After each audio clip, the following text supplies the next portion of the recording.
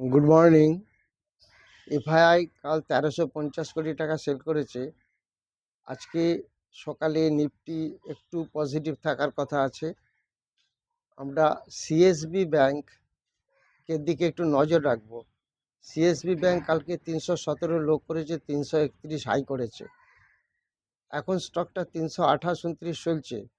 এই সিএসবি ব্যাংকের দিকে একটু নজর রাখবো।